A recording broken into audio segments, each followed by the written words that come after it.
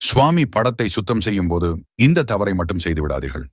உங்களுக்கு கடவுள் பக்தி இருந்தால் இந்த சேனலை லைக் செய்து, உங்களுக்கு விருப்பமான கடவுள் சிவன் என்றால் ஓம் நமசிவாய என கமெண்ட் செய்யவும் நம் வீட்டின் பூஜை அறையில் இருக்கும். சுவாமி படத்தை சுத்தம் செய்யும் பொழுது இந்த தவறை மட்டும் ஒருபோதும் செய்துவிடக்கூடாது.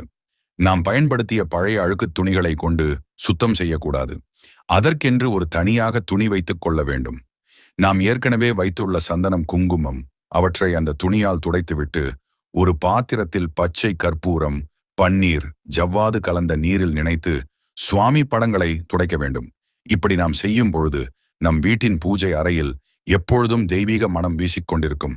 நாம் செவ்வாய் அன்றும் வெள்ளி அன்றும் சுவாமி படங்களை துடைக்கக்கூடாது. அதற்கு பதிலாக திங்கள்கிழமை, வியாழக்கிழமை செய்துவிட வேண்டும்.